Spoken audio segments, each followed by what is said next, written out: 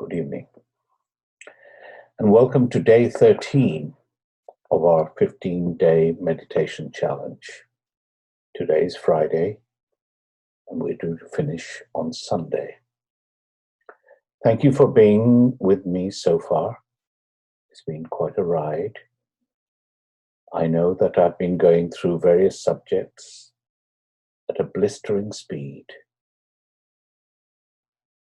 I know that some of these areas may be a little bit confusing to you, but I wanted to introduce them for you to understand that these things are there.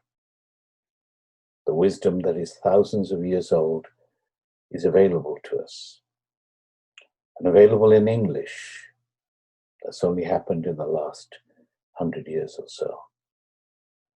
We're just very fortunate to live in this time.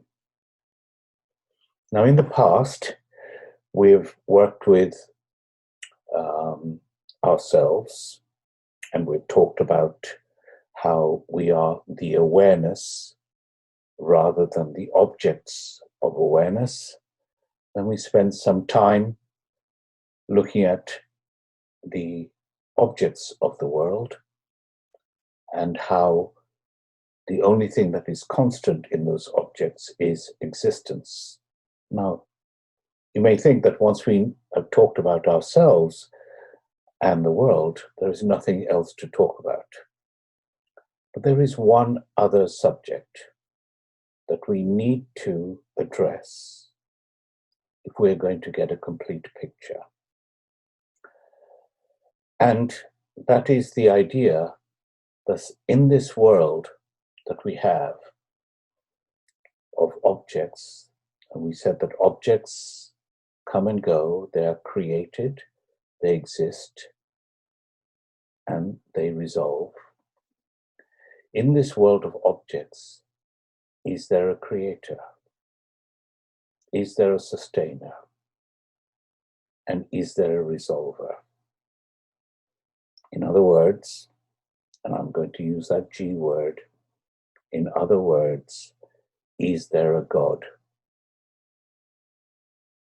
Now, unless we can answer this question, we don't actually complete all the questions that people have about themselves, the world, and ultimately about the existence of God.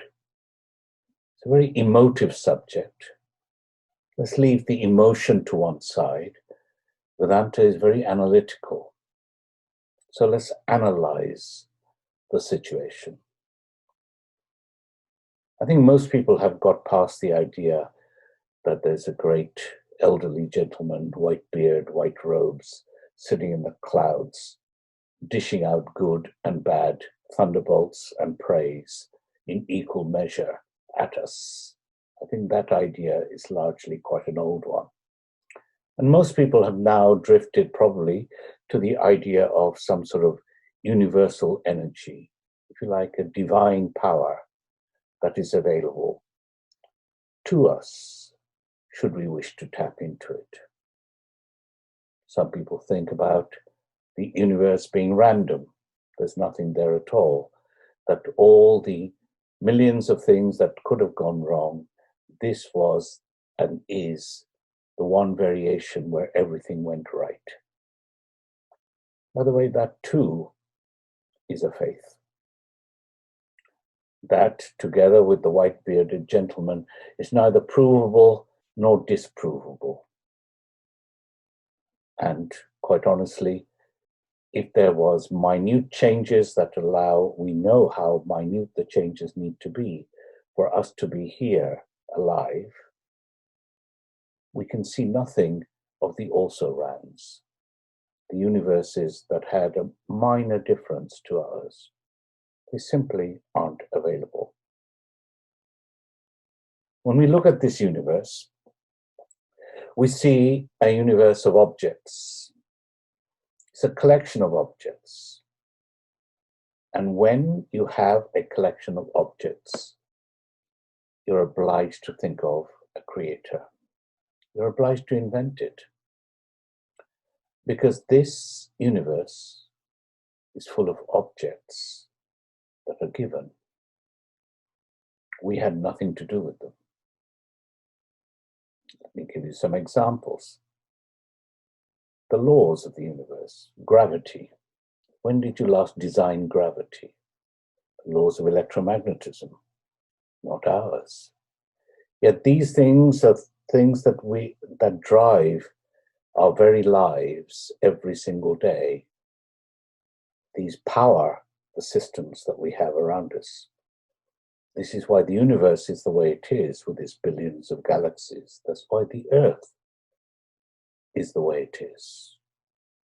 It is a given. And on this Earth, we have climates, we have weather, we have oxygen that is given. We have nitrogen, so we don't all burn up. It's a given. And on this planet, we have the plants, the rivers, the mountains. They're all given.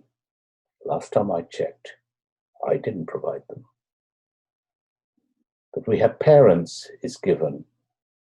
That we are born and we grow up and we die is given. The fact that we live and we are the way we are with two eyes and one nose is a given. We have two lungs and a heart, and they know what their functions are, is a given. Even the fact that we've digested this day's meal is a given. If everything is given, you have to ask yourself the question, is there a giver? That's why this has plagued people since the very beginning, the idea of a God, the powerful one, who makes things happen that are beyond your power, a very intelligent person or thing. Now, this giver, you could say, all right, where is God? Good question to ask. If you asked it of all the indigenous tribes, the Red Indians, the Aborigines, even deep down in an Indian village, say, where is God? They'll laugh at you. They'll say, look, God is in the sky and on the earth and in those hills and the river and the trees. God is everywhere, they would say.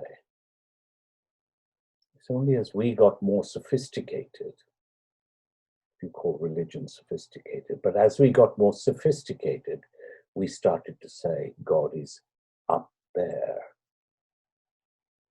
What does up there mean? In space? Does God have a location? This infinite God of mine is located on a particular area. Does he have an address? It's actually very silly to say, where is God? A better question would be, what is God? And if we talk about the idea of God to most people, is God is all-knowing. The reason for that is, as we look around all these objects in the world, they seem to be intelligently put together. Look at a single blade of grass, or an animal, a part of an animal, an amoeba. Even the way that water moves is intelligently put together. And intelligence must come from a conscious being. That's logical. So, since there are so many things in the universe that we know, and many things that we don't know, all of these collectively together must require an intelligence that is complete, i.e., a God must be all-knowing. Indeed, we typically give God the term omniscient. We also say that in order to do all the things of the universe in the known world and the unknown world, must be all-powerful, omnipotent. And then finally, we say that in order to do it, God must be everywhere, must be all-pervading or omnipresent. So, omniscient, omnipotent, omnipresent. The only question to ask, and this is what Vedanta asks, if God is all-pervading, i.e. infinite, where does that leave me and that bird and the plant and that hill over there? Am I a separate, finite thing in the presence of an infinite God? Because we have a problem. As soon as you introduce something that is finite and say that is outside something that is infinite, then you make infinity itself finite. You cannot have finite and infinite at the same time.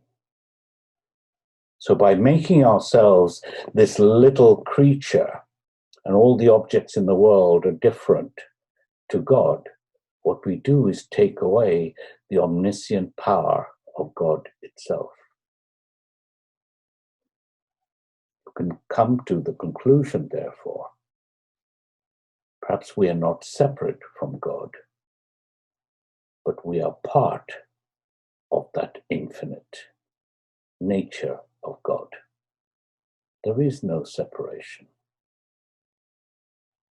That God in Advaita Vedanta is called Ishvara.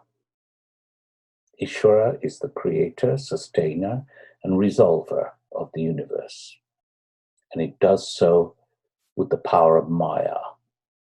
Maya are those two things we talked about with the rope and the snake. Maya covers up what is the underlying reality so that is no longer visible, and in its place projects another world.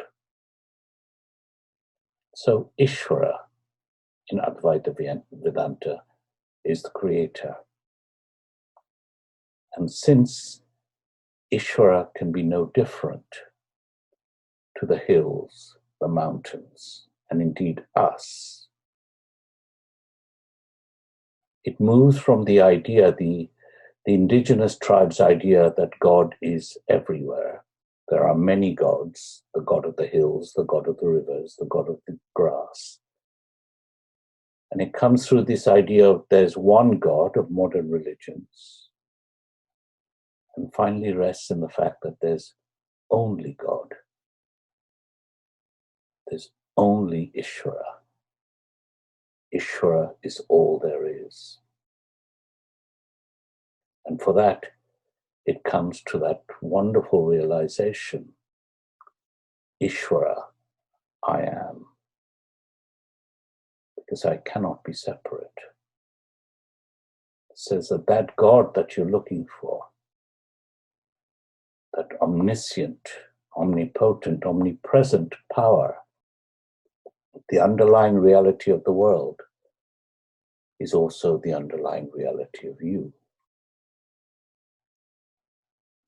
Be careful. Don't walk around and say, I am God, I am God. You aren't. They'll wrap you up in a white coat and take you away. You can say, God is also me.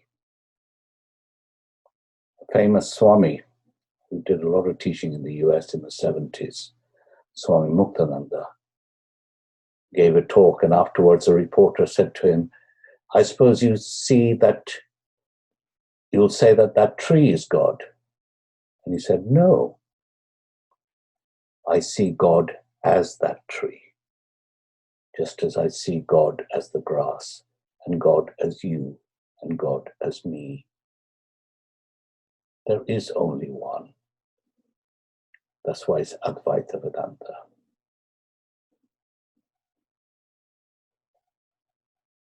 Now,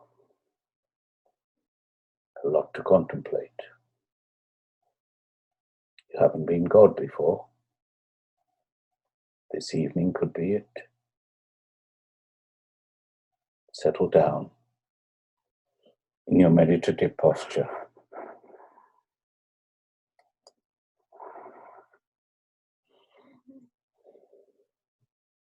Sit upright, but relaxed.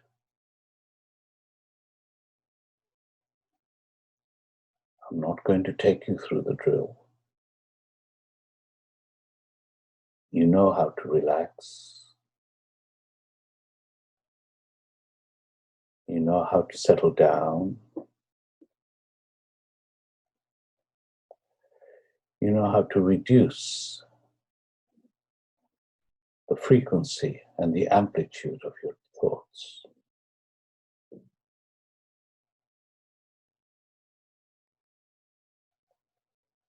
You now know how to shift your focus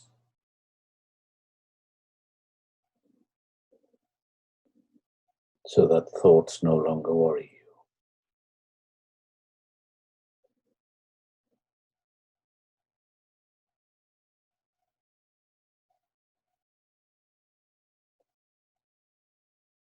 And you're being breathed by this wonderful thing called prana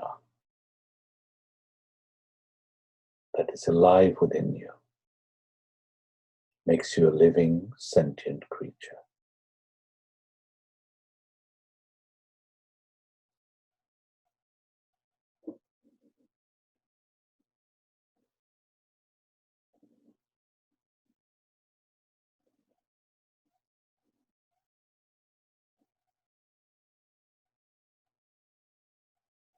Now think about the world as you see it of objects, and contemplate all the natural things that you know and love. Your favorite flower, your favorite tree, an animal that you adore.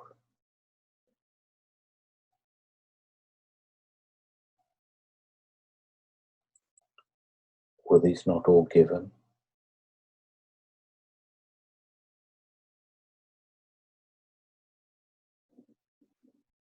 Do you worry about how the flower grew, that maybe it wouldn't know when to come out, when to blossom, and when to sow its seed?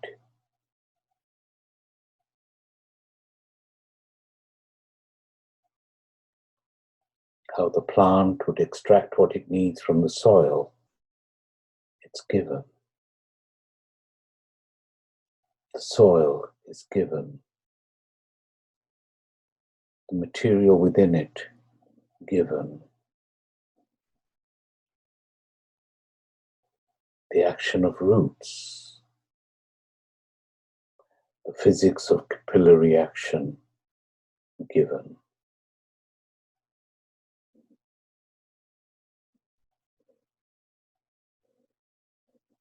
I play very little part in all that.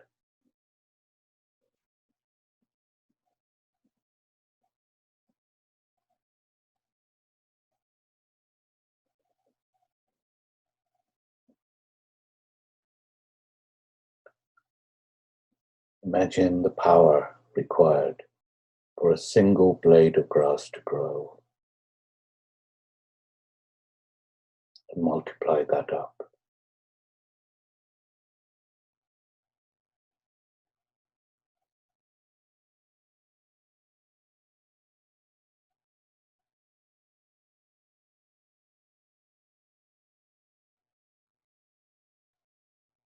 How much energy it must take to raise the temperature outside by just 1 degree.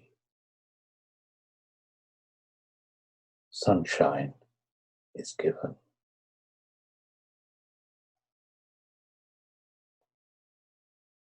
The fact that the sun provides heat is given.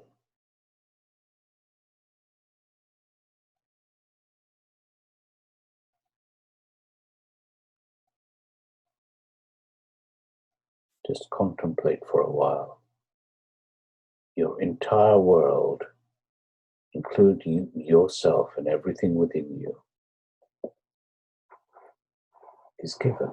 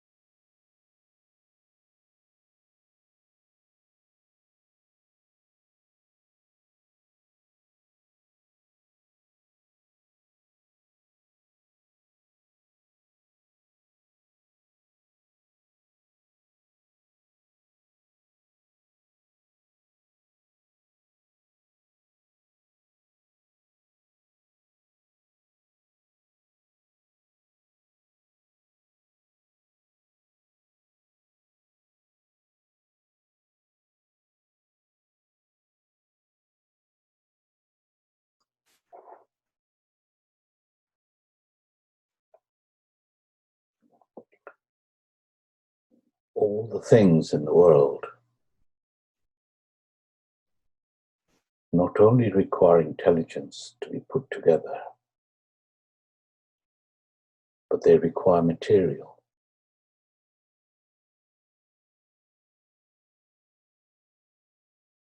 Where does God get the material? How far away from the material does he sit?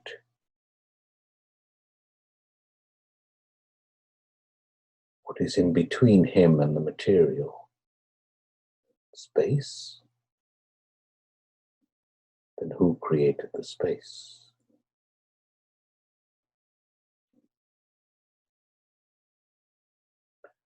It must be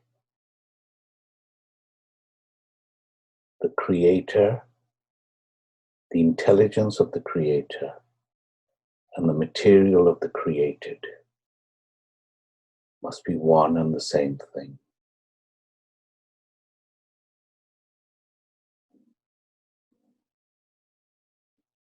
That's why God appears as the tree. God appears as the river, the mountains and the birds,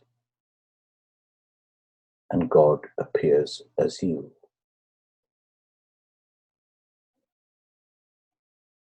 And me.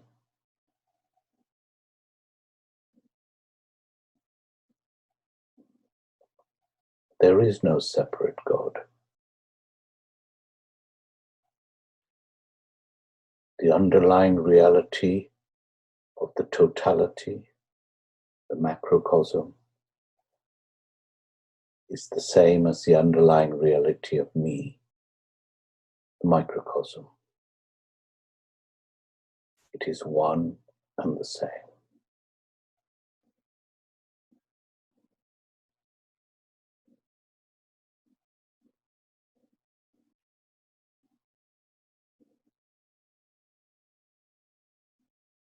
That, the macrocosm, thou, the microcosm, art, Tattvamasi, one of the great Mahavakyas of the Vedas. That thou art.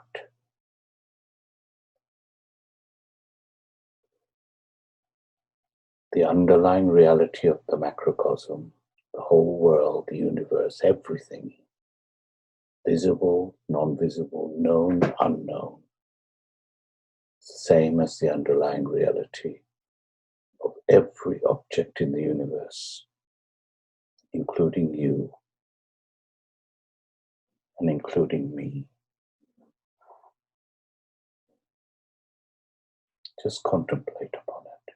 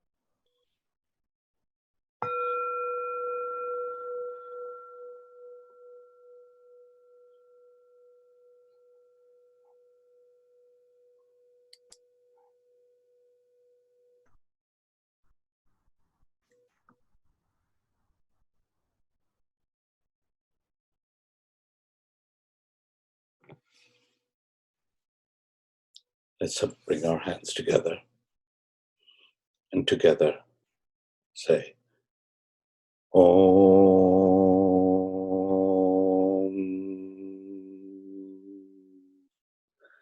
Shanti Shanti Shanti.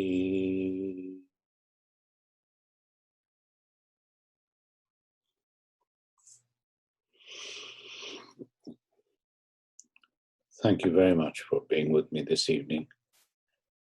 I realize that these subjects that we're only skipping through briefly are very deep, yet very subtle, difficult to comprehend. But I just wanted to expose these ideas to you, to say these are the things people have been grappling with for thousands of years, and they've written answers down, ready for us to study. Those answers has been passed down from teacher to student, to guru to shishya. It's called the Parampara tradition, until we ourselves can receive it at this time. We should all be very grateful that they had kept the traditions going, and we're now able to reap the rewards of that knowledge.